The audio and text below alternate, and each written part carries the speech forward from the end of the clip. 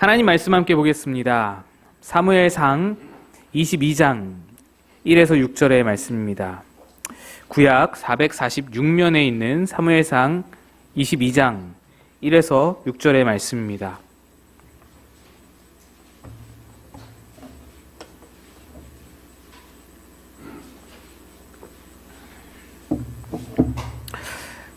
한 절씩 교독해서 읽겠습니다. 사무엘상 22장 1절에서 6절입니다. 그러므로 다윗이 그곳을 떠나 아둘람 굴로 도망하매 그의 형제와 아버지의 온 집이 듣고 그리로 내려가서 그에게 이르렀고, 환난당한 모든 자와 빚진 모든 자와 마음이 원통한 자가 다 그에게로 모였고, 그는 그들의 우두머리가 되었는데 그와 함께한 자가 400명 가량이었더라. 다윗이 거기서 모압 미스베로 가서 모압 왕에게 이르되, 하나님이 나를 위하여 어떻게 하실지를 내가 알기까지 나의 부모가 나와서 당신들과 함께 있게 하기를 청하나이다 하고 부모를 인도하여 모압 왕 앞에 나아갔더니 그들은 다윗이 요새에 있을 동안에 모압 왕과 함께 있었더라. 선지자 갓이 다윗에게 이르되, 너는 이 요새에 있지 말고 떠나 유다 땅으로 들어가라. 다윗이 떠나 헤레스 풀에 이르니라. 사울이 다윗과 그와 함께 있는 사람들이 나타났다 함을 들으니라. 그때에 사울이 기브아 높은 곳에서 손에 단창을 들고 에셀나무 아래에 앉았고 모든 신하들은 그의 곁에 섰더니. 아멘. 기도합니다. 하나님의 은혜로 오늘도 주의 말씀 앞에 섰습니다. 말씀을 통하여 험한 세상에서 이기며 살도록 넉넉한 위로와 은혜와 힘을 허락하여 주옵소서. 전한 자 감추시고 주의 은혜만 바라오며 예수님 이름으로 기도합니다. 아멘. 제가 봉천동 꿈꾸는 교회에 있을 때에 교역자 워크숍을 따라간 적이 있습니다. 그때 워크숍 중에 여유 시간에 난생 처음으로 스크린 골프장을 가봤습니다. 이제 거기서 처음으로 골프채도 휘둘러 봤고, 그리고 그 이후로는 다시 갈 기회가 없었던 것 같습니다. 그런데 사실 기회만 없었던 것이 아니라 다시 가고 싶은 마음도 없었습니다. 왜냐하면 너무 재미가 없었기 때문이에요. 왜 재미가 없었을까요? 제가 못 치기 때문이죠.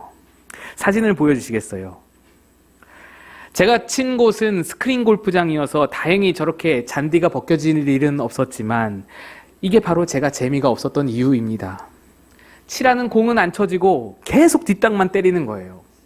뒷땅 친 다음에는 어때요? 생각이 이거 좀 위로 쳐야겠다 싶어가지고 위로 올려가지고 치면 헛치고, 헛쳐서 또 좀 내려야겠다 싶으면은 치면은 뒷땅 치고, 헛치고 뒷땅 치고 계속 반복인 거예요. 운동신경이 아무리 없기로서니 이렇게까지 못 치나. 너무 창피하고 부끄럽고 자존심 상하고, 그래서 다시는 가고 싶지 않은 곳이 됐습니다. 그런데 그날 제가 가장 많이 들었던 말이 무슨 말인지 아시나요? 힘 빼라. 어깨 힘 좀 빼고 쳐라. 좀 힘 빼고 쳐라. 이 힘 빼고 쳐야 된다. 계속 그 말을 들었습니다. 골프 입문자들에게 유명한 말 중에 힘 빼는데 3년이라는 말이 있답니다. 저는 처음 들어봤는데 그런 말이 있대요. 그리고 또 새롭게 힘을 가하는데 3년 걸린다라는 말이 있답니다. 모든 운동이 다 그렇죠. 자기 힘을 빼고 어떤 흐름을 탈 줄 알아야 잘할 수 있습니다. 몸에 힘을 빼고 물에 몸을 맡길 수 있어야 수영이 잘 되는 거고, 역시 몸에 힘을 빼고 보드에 몸을 맡길 수 있어야 보드를 잘 탈 수 있는 겁니다. 힘 빼고 스윙의 리듬을 탈 줄 알아야 골프니 야구니 테니스니 다 할 수 있고, 볼링도 마찬가지고요. 그렇게 모든 운동은 다 자기 힘을 빼고 뭔가에 맡길 수 있어야 하는 겁니다. 내 힘으로 힘쓴다고 공이 멀리 나가거나 스트라이크를 치는 게 아닙니다. 내 힘으로 때려보려고 힘쓰고 애쓰면 저처럼 뒷땅이나 치고, 아무리 페어웨이로 보내려고 해도 러프로 빠지고 벙커에 빠지고 해저드에 빠지고 정신없이 이리저리 헤매고 막 여리저리로 가고 저리로 가고, 볼링도요, 힘이 들어가면은 그 구덩이에 계속 빠지잖아요. 계속 구덩이에 넣는 거예요. 그래서 스코어는 엉망진창이 되고 공이 막 위로 뛰고 쿵쿵쿵거리고 난리가 나는 겁니다. 우리가 예수님 믿기 전에는 내 힘, 내 지식, 내 경험, 내 열정이면 뭐든지 될 수 있을 것 같고, 뭐든지 할 수 있을 것 같고, 신을 믿느니 내 주먹을 믿으라 하면서 자신만만하게 세상아 덤벼봐라 내가 다 이겨줄게 무서울 것 없이 몸에 힘 잔뜩 주고 그렇게 살아가다가 결국에는 세상에서 얻어터지고 아무 열매도 없고 아무 결실도 없이 인생을 헛되게 낭비하고 허무하게 살아가는 그런 것과 마찬가지 이치인 것입니다. 그래서 신앙 성숙의 과정은 내 힘을 빼는 과정입니다. 내 힘을 빼고 하나님의 힘으로 채우는 과정이 신앙 성숙의 과정입니다. 지난주에 우리는 위기에 처했던 다윗이 어떻게든 자기 힘으로 그 위기를 벗어나 보고자 꾀를 내보기도 하고 무기를 챙기기도 하고 힘 있는 사람을 의존해보기도 하고 그렇게 해보다가 철저히 깨져서 망가져서 더 큰 위기를 겪는 모습을 보았습니다. 그래서 미친 척하면서 그 위기를 벗어나는 그 장면을 보았죠. 오늘 본문은 지난주에 그 이야기가 있었던 사무엘상 21장 바로 다음에 이어지는 구절들입니다. 다윗은 블레셋 가드, 그 미친 채 하던 그 아기스 왕의 거처에서 나와서 아둘람 굴로 도망쳤고 그곳에 굴에 있을 때에 다윗과 비슷한 형편의 사람들, 특히 사울 왕에게 쫓기는 상황이거나 사울 왕의 횡포로 억울하게 집과 전토를 잃어버린 그런 사람들이 다윗에게로 다 몰려들어서 400명이나 함께하게 되었습니다. 어마어마하게 모인 것이죠. 그리고 다윗은 자기 부모님을 안전하게 모실 자신이 없어서 모압 왕에게 두 연로한 부모님을 모시도록 부탁합니다. 그런데 그렇게 많은 인원, 400명이라는 인원이 어떤 특정한 정착지, 주거지를 가지고 집을 짓고 사는 것이 아니라 오늘 본문에 보시다시피 아둘람굴에 지내다가 또 다음에는 헤렛 수풀에 지냅니다. 그러니까 굴이나 수풀에서 노숙하며 지낸다라는 거예요. 그런 반면에 사울은 에셀나무 아래에 앉아있다라고 합니다. 6절 보시면 사울이 다윗과 그와 함께 있는 사람들이 나타났다 함을 들으니라. 그때 사울이 기브아 높은 곳에서 손에 단창을 들고 에셀나무 아래에 앉았고 모든 신하들은 그의 곁에 섰더니 에셀나무는 우리 사진에서 보시듯이 자결하는 근동지역 태양빛을 완벽하게 가려주는 큰 그늘이 되어주기 때문에 이스라엘 사람들에게 매우 귀한 나무로 여겨졌습니다. 사울은 이 커다란 에셀나무 아래에서 신하들을 모아두고 다윗 체포 작전 회의를 하고 있었습니다. 이것은 대단히 위험 있는 모습을 묘사하는 것입니다. 왕이 크고 웅장한 궁궐이 아니라 야외에서 나무 그늘 아래에서 회의를 하는데 이게 무슨 위험 있는 모습인가 싶으시겠지만 당시 이스라엘 문화에서는 그렇지 않았습니다. 이 에셀나무는 엄청난 권위와 위세를 과시하기 위해 사용되는 나무입니다. 사울은 따로 집무실이 있다고 하더라도 일부러 이 나무의 아래에서 회의를 했을지도 모릅니다.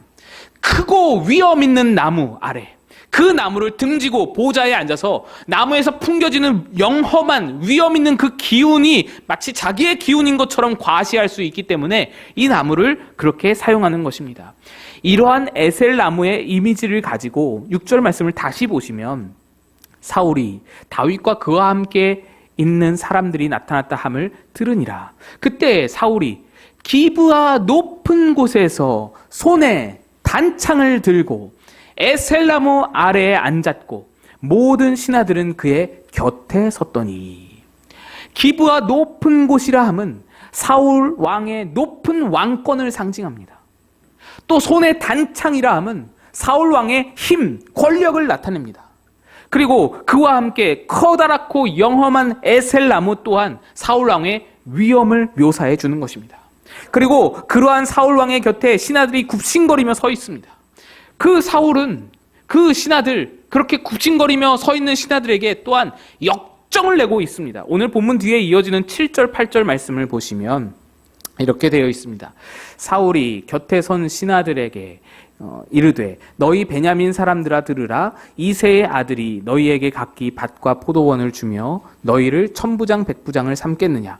너희가 다 공모하여 나를 대적하며 내 아들이 이새의 아들과 맹약하였으되 내게 고발하는 자가 하나도 없고 나를 위하여 슬퍼하거나 내 아들이 내 신하를 선동하여 오늘이라도 매복하였다가 나를 치려하는 것을 내게 알리는 자가 하나도 없도다. 사울은 자기 아들 요나단이 지금 다윗과 내통하는 것을 알면서도 어느 누구도 신하 중에 어느 누구도 자기에게 그 사실을 말해준 자가 없다면서 혹시 너희 모두가 다 다윗과 내통하는 거 아니냐고.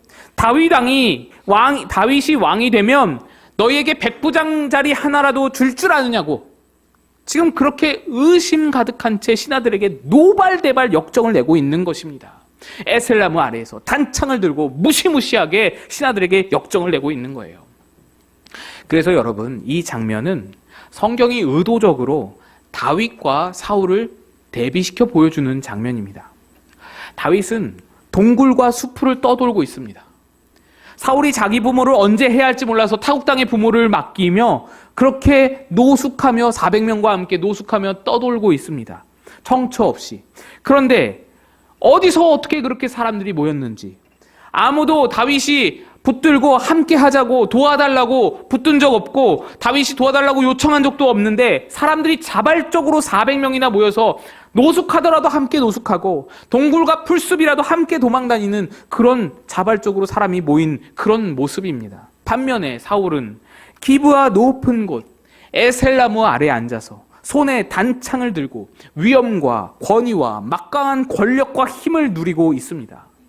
그는 사람들에게 멋들어지게 보이는 것이 중요했습니다. 그래서 에셀나무를 찾고 그래서 기브아 높은 곳을 찾습니다. 그런데 그곳에서 신하들에게 노발대발하며 모든 신하들이 사울 모르게 다윗과 내통이라도 한 듯이 그렇게 막 화가 나 있는 상황입니다. 안절부절 못하는 상황입니다.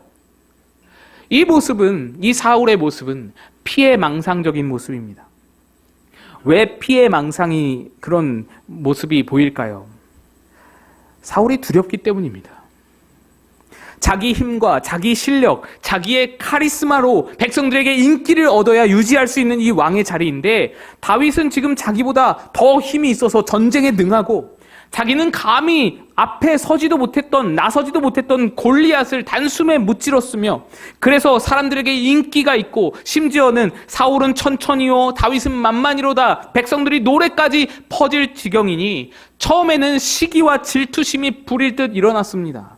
그래서 다윗에게 단창을 던져서 죽이려고 해보기도 하고 블레셋 사람 포피 100개를 요구해가지고 전장에서 그가 블레셋 사람에게 죽기를 바라기도 해봤지만 다윗은 그 모든 일들을 다 이겨내고 오히려 날이 갈수록 점점 그 입지가 커져가며 점점 더 인기와 명성이 더 쌓여다 보니 이제 사울이 볼 때에 자기는 다윗을 따라갈 수가 없는 거예요.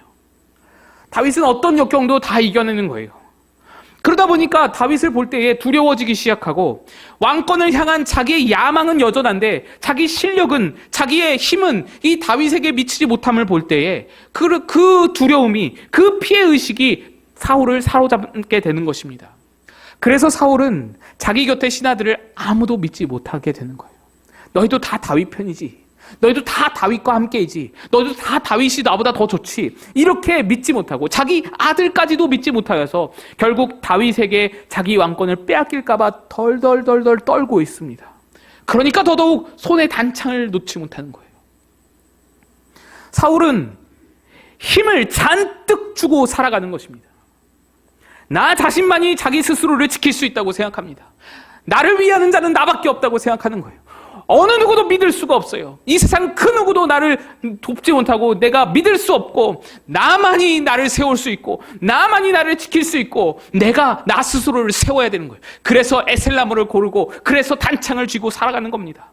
그래서 지금 사울이 다윗을 쫓아다니는 이유는요. 욕심이나 욕망이라고 보기가 어렵습니다. 욕심이나 욕망을 넘어서는 것입니다.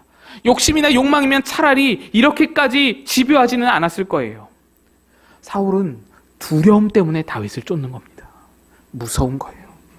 자기 힘으로 여기까지 왔는데 자기 능력 하나 믿고 왕권을 지켜왔는데 앞으로 그 왕권을 지키기에 자기 힘이 모자라 보이는 거예요. 그래서 두려움을 느끼는 겁니다. 그런데 여러분, 사울이 정말로 자기 힘으로 여기까지 왔나요? 사울이 정말로 자기 힘으로 왕이 되었습니까? 사울이 무슨 대단한 업적이나 공로를 세워서 왕이 되었습니까? 아닙니다. 사울을 왕으로 세우신 분은 하나님이십니다. 사무엘상 10장 21, 22절 베냐민 지파를 그들의 가족별로 가까이 오게 하였더니 마드리의 가족이 뽑혔고 그 중에서 기스의 아들 사울이 뽑혔으나 그를 찾아도 찾지 못한지라. 그러므로 그들이 또 여호와께 묻되 그 사람이 여기 왔나이까? 여호와께서 대답하시되 그가 진보 다리들 사이에 숨었느니라 하셨더라. 성경에서 제비 뽑기 한다라는 것은 하나님의 주권적인 역사를 나타내는 것입니다. 사울은 아무것도 하지 않고 그저 진보다리 사이에 숨어 있었는데 제비 뽑기, 하나님의 주권적인 역사로 사울이 뽑히고 사울이 왕으로 세워진 것입니다. 그러니 사울은 처음부터 답을 알고 있었습니다. 답을 본 것입니다. 하나님이 내게 주신 왕위이다. 이걸 본 거예요. 이걸 경험한 거예요. 그러니 하나님이 내게 주셨으니 하나님이 내놓으라고 하시면 내놓으면 되는 겁니다. 하나님이 세워주시고 하나님이 왕이 되게 하셨으니 에셀나무의 아래에서 단창을 쥐고 살 것이 아니라 성막 앞으로 나아가서 하나님을 붙들어야 했던 것입니다. 내 힘을 빼고 하나님의 힘으로 살았어야 하는 거예요. 단창을 내려놓고 하나님 손을 붙잡아야 했던 것입니다. 그런데 이 사울은 끝까지 가도록, 정말 끝까지 가도록 하나님 손을 잡지 않습니다. 단 한 번도 하나님께 부르짖거나 하나님의 힘을 의지하려고 하지 않습니다. 오히려 하나님을 만날 수 있는 유일한 통로, 그 제사장들, 그 당시에는 하나님을 만나기 위해서는 유일한 통로가 제사장들이잖아요. 그 제사장들을 다 학살해버립니다. 왜입니까? 자기를 위협하는 다윗의 편을 들었다는 이유로, 그 다윗과 함께 다윗을 도와줬다는 이유로 칼로서 자기를 지키려고 하고 하나님의 제사장을 도륙하는 겁니다. 아무 도움도 안 되는 그 단창 하나를 붙들고서는 진짜 도움이신 하나님의 제사장들을 다 절단내버리는 거예요. 그리고 그는 마지막 숨이 꼴딱꼴딱 넘어가는 그 시점까지도 칼만 붙들고 있습니다. 사무엘상 31장 4절 그가 무기를 든 자에게 이르되 내 칼을 빼어 그것으로 나를 찌르라. 할례 받지 않은 자들이 와서 나를 찌르고 모욕할까 두려워하노라. 하나 무기를 든 자가 심히 두려워하여 감히 행하지 아니하는지라. 이에 사울이 자기의 칼을 뽑아서 그 위에 엎드러지매. 사울의 마지막 모습입니다. 평생을 단창을 붙들고 자기 칼로 자기 스스로를 지키며 살아가더니 결국 그 칼을 세워놓고 그 칼에 자기가 엎드러져서 그 칼에 죽는 거예요. 자기 스스로의 힘으로 마지막 자기 명예를 지키려고 하는 겁니다. 끝까지 칼 붙들고 나 스스로를 내가 지키려고 하는 겁니다. 그리고 그가 어디에 묻혔는지 아세요?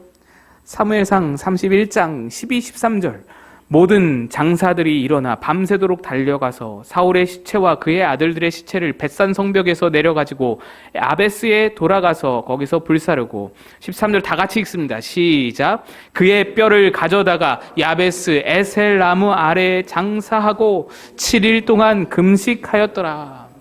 사울은 그렇게 좋아하던 에셀나무 그 아래에 장사되게 됩니다. 이것이 기브와 높은 곳 에셀나무 아래에서 단창을 붙들고 살아간 사울의 최후입니다.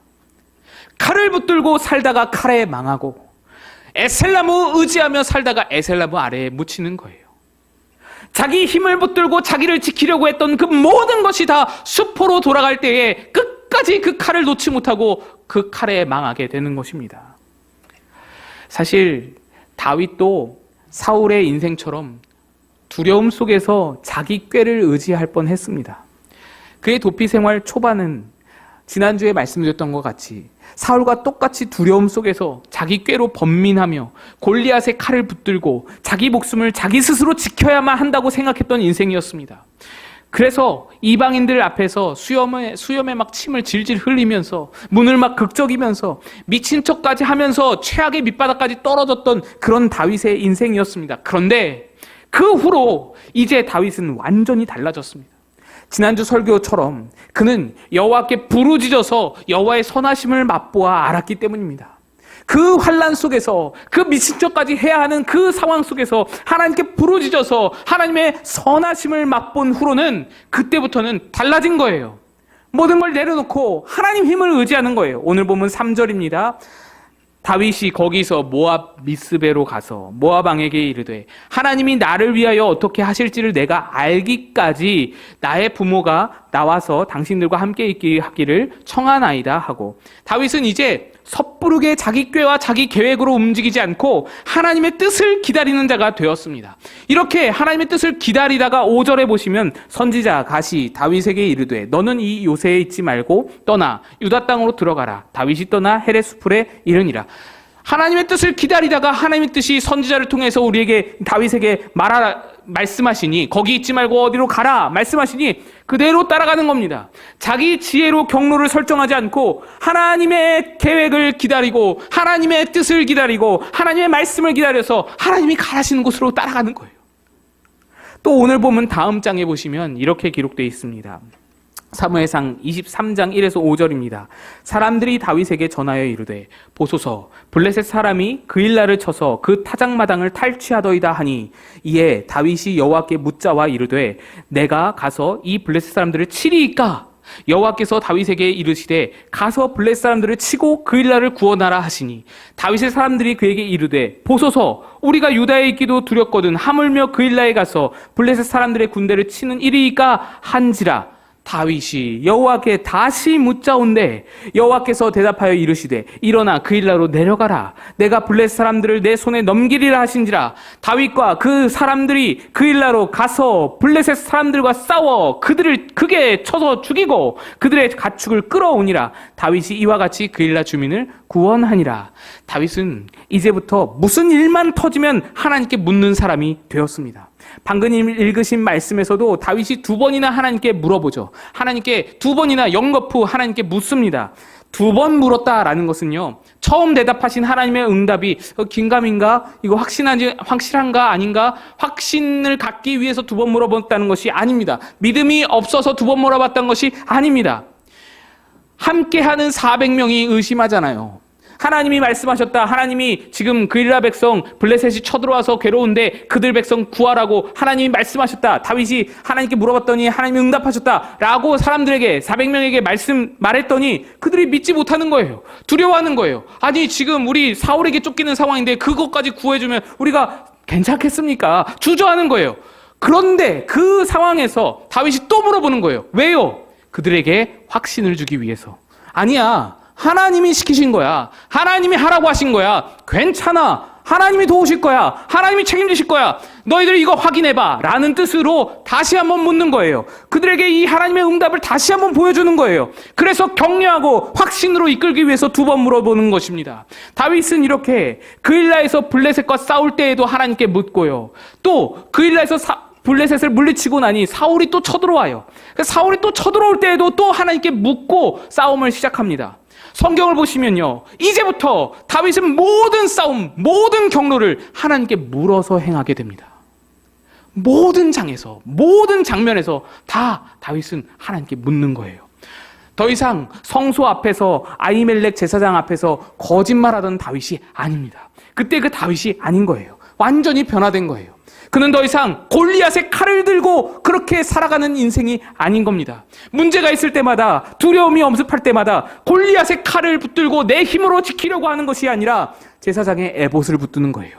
하나님께 묻고 또 묻는 자가 된 것입니다. 자신의 간절한 부르짖음에 선하게 응답하셔서 나를 선한 길로 이끄신 그 여호와의 선하심을 한번 맛본 뒤로는 그 선하심의 맛을 알은 거예요. 그 맛이 들린 거예요. 내 힘이 아닌 하나님의 힘으로 살아가고자 하는 것입니다.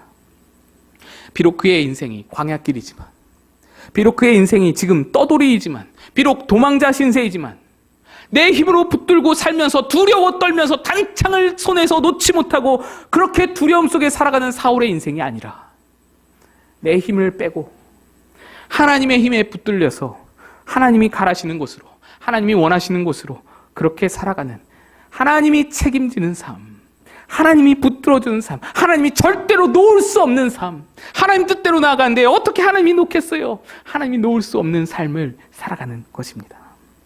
그랬더니 다윗에게 더욱더 하나님의 선하신 역사가 눈에 보입니다. 누구를 부르지도 요청하지도 않았는데 400명이 다윗에게 모이고 나중에는 600명이나 더 모이게 되고, 싸우는 전쟁마다, 전투마다 아무 능력 없고 아무 보잘것 없는데 어떤 전쟁도 다 이기고 하나님께 묻고 나아가서 승리하며 결국에는 이스라엘 왕위에까지 올라 세계적으로 유명하고 위대한 왕으로 거듭나게 되는 것입니다. 하나님의 일에 쓰임받게 되는 것입니다. 여러분, 모든 운동이 자기 힘을 완전히 빼고 그 운동만의 독특한 흐름, 그 리듬에 몸을 맡겨야 되듯이 내 삶에서 하나님의 일이 이루어지기를 원하는 자에게는 힘 빼는 것이 가장 우선된 과제입니다. 하나님이 멀쩡하게 하나님 잘 섬기고 있고 군대 장관으로서 골리앗도 물리치고 그렇게 실력과 인성과 신앙을 두루 겸비한 다윗을 곧장 왕으로 세우면 참 좋은데, 괜찮은 다윗인데, 왕이 되어도 손색이 없는 다윗인데 곧장 왕으로 세우지 않고 광야로 몰아내어서 사울에게 쫓겨다니게 하시면서 여러 가지 고통과 아픔을 겪게 하시는 이유가 무엇입니까? 다른 건 없습니다. 힘 빼기예요. 다윗만 그런 게 아니에요. 하나님의 방법은 늘 그렇습니다. 모세도 40세까지 이집트 궁궐에서 자랐어요. 바로의 궁궐에서 자랐어요. 그래서 그의 마음속에는 내가 바로 모세다 하는 마음이 있었습니다. 내가 이 제국의 왕자다. 내가 지금 파라오의 뒤를 이어서 내가 파라오가 될 사람이다. 힘이 있고 권세가 넘치고 열정이 넘쳐서 내가 하나님을 위해서, 우리 민족을 위해서 뭔가를 할 수 있다라고 생각될 그때가 있었는데, 그때는 하나님이 그를 사용하지 않았어요. 그때는 오히려 그를 광야로 내모러 가십니다. 그 40세에는 광야로 내모셨어요. 그래서 광야에서 40년이 지나서 힘이 다 빠지고 80세 노인이 되어서 가진 것 아무것도 없고 무슨 권세가 있고 무슨 권력이 있어요. 아무런 권세와 권력도 힘도 하나도 없고 아무것도 이제는 할 수가 없다고 느껴질 그때에, 그제서야 하나님이 그를 사용하십니다. 그래서야 하나님이 부르시는 거예요. 모세는 자기가 얼마나 할 수 없다고 느꼈는지, 얼마나 자존감이 바닥을 쳤는지 하나님이 부르실 때 5번이나 고사합니다. 그 정도로 아무것도 할 수 없다고 느껴진 힘이 빠진 상태였던 거예요. 그제서야 하나님이 부르시는 겁니다. 예수님도 이렇게 말씀하시죠. 요한복음 15장 5절. 나는 포도나무여 너희는 가지라. 그가 내 안에 내가 그 안에 거하면 사람이 열매를 많이 맺나니 나를 떠나서는 너희가 아무것도 할 수 없습니다. 나를 떠나서는 너희가 아무것도 할 수 없다. 여러분, 이 말씀이 어떻게 느껴지시나요? 우리가 주님을 떠난다고 진짜로 아무것도 할 수 없는 건가요? 주님을 떠난다고 진짜로 아무것도 못 하십니까? 아니요. 할 수 있습니다. 지금 당장 교회 안 다니고 신앙생활 안 한다고 정말 아무것도 못 하십니까? 아닙니다. 오히려 돈 더 잘 벌어요. 오히려 더 편안해요. 오히려 더 재미나게 신나게 살 수 있어요. 뭘 아무것도 못해요. 일요일 하루가 더 생기는 건데 더 활력 넘치게, 더 재미나게, 더 충만하게, 풍성하게 살아갈 수 있는 것이죠. 여기서 예수님이 말씀하신 주님 떠나가서는 아무것도 할 수 없다고 하신 그 말씀은 그런 걸 말하는 게 아닙니다. 너의 인생에 하나님 앞에서 건져 올릴 것이 아무것도 없게 된다라는 말이에요. 내 힘으로 살면 하나님 앞에 서는 그날, 하나님 앞에 섰을 때에 그 어느 것도 이렇게 하나님 앞에 보여드릴 것이 없는 인생이 된다는 거예요. 내 힘을 가지고 살아가면 하나님 앞에 건져드릴 것이 없다라는 거예요. 에셀나무 좋아하다가 에셀나무 아래에 묻히는 삶이 된다는 거예요.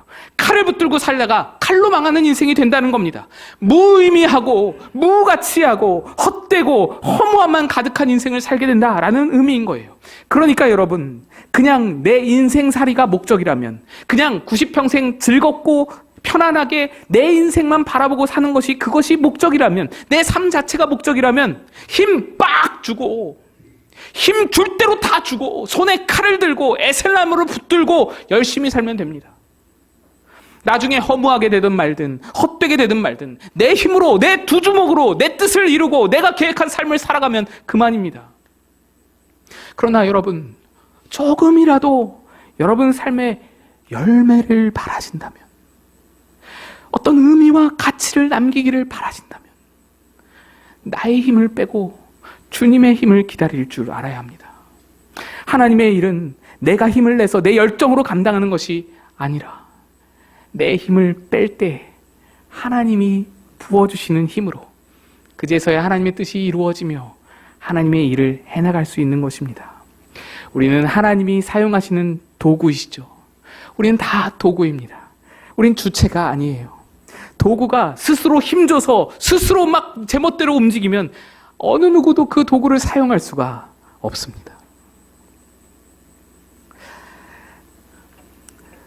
사실 우리가 서로 격려할 때에 이런 말을 자주 하죠. 힘내자. 화이팅, 화이팅, 힘내자. 자주 그렇게 인사를 하는데 오늘 하루만큼은 이렇게 인사해 봤으면 좋겠습니다. 힘 빼자. 힘 빼자. 우리 한번 연습해 볼까요? 좌우에 계신 분들과 함께 힘 뺍시다. 인사해.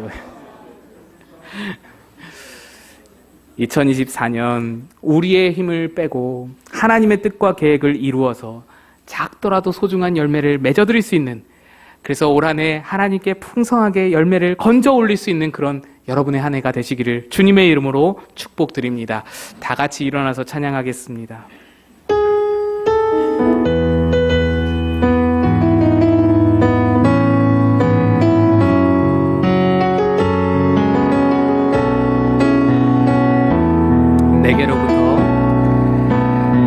내게로부터 눈을 들어 주를 보기 시작할 때 주의 일을 보겠네.